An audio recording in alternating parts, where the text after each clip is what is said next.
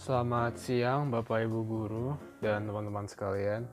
Perkenalkan, nama saya Yudhistira Satria Perdana Putra dari kelas 12 IPA 5, absen 35. Asal sekolah saya adalah SMA Negeri 5 Balikpapan. Dan untuk video pembelajaran fisika hari ini, saya akan menjelaskan beberapa materi yang sudah saya rangkum dan ringkas. Jadi untuk pembelajarannya dapat lebih mudah untuk dimengerti. Yang materi pertama adalah radiasi elektromagnetik. Radiasi elektromagnetik adalah kombinasi medan listrik dan medan magnet yang berosilasi dan merambat lewat ruang dan membawa energi dari satu tempat ke tempat yang lain. Cahaya tampak adalah salah satu bentuk radiasi elektromagnetik. Cahaya tampak itu seperti lampu yang sering kita gunakan sehari-hari, itu termasuk radiasi elektromagnetik. Setiap muatan listrik yang memiliki percepatan memancarkan radiasi elektromagnetik. Radiasi elektromagnetik memiliki rumus. Sebagai gelombang dicirikan oleh kecepatan, panjang gelombang, dan frekuensi. Kalau dipertimbangkan sebagai partikel, mereka diketahui sebagai foton, dan masing-masing mempunyai energi berhubungan dengan frekuensi gelombang, ditunjukkan oleh hubungan Max Planck. E sama dengan H kali F, dengan E sama dengan energi foton, satuannya Joule, konstanta Planck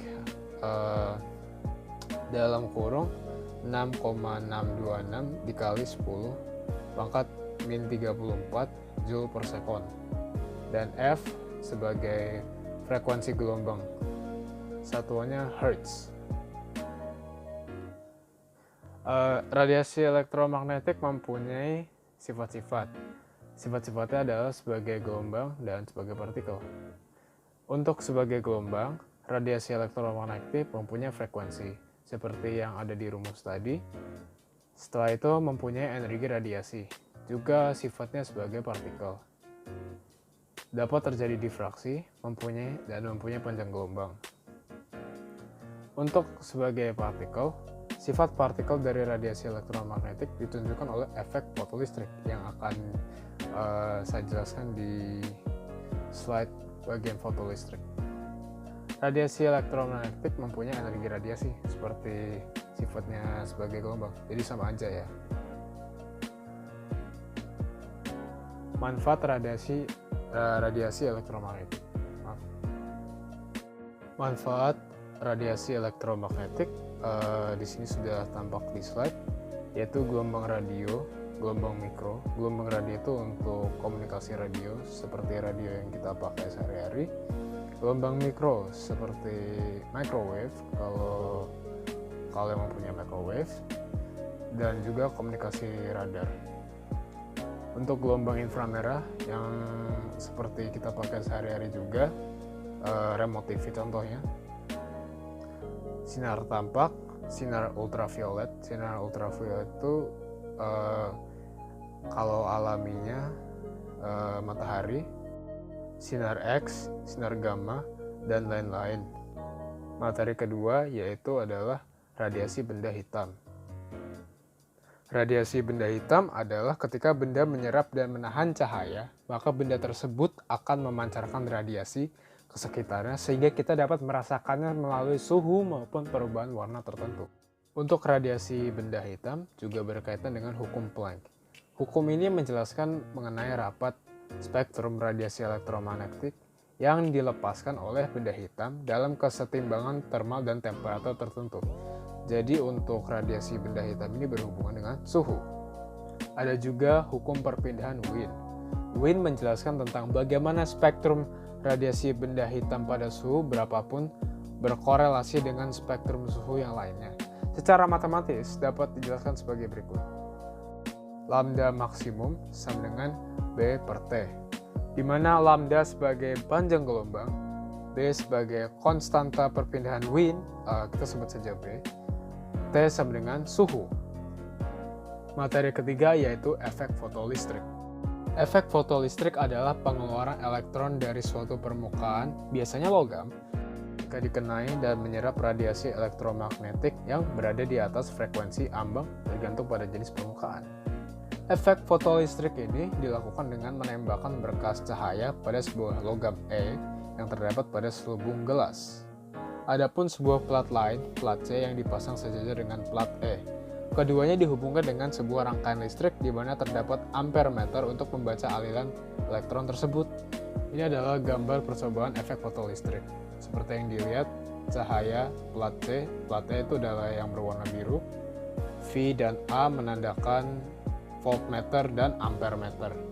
Rumus efek fotolistrik. Efek fotolistrik ini mempunyai 4 rumus, yaitu rumus energi kinetik khusus untuk efek fotolistrik, rumus frekuensi ambang, rumus energi kinetik untuk teori kuantum, dan rumus panjang gelombang.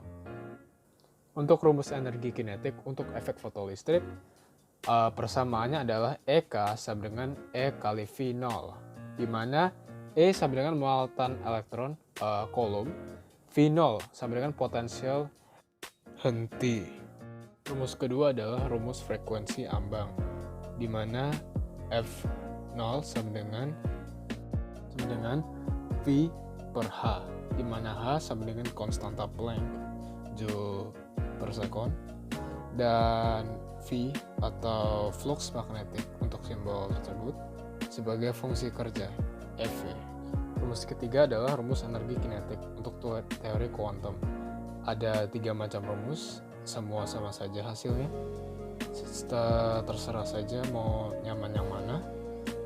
Di sini ada F sebagai frekuensi foton.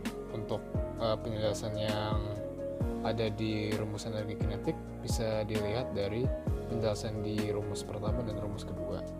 Rumus terakhir adalah rumus panjang gelombang, di mana lambda 0 sama dengan C dibagi FO sama dengan HC bagi V, di mana lambda 0 sebagai panjang gelombang, C sebagai kecepatan cahaya, dan HC bernilai 1240 eVnm.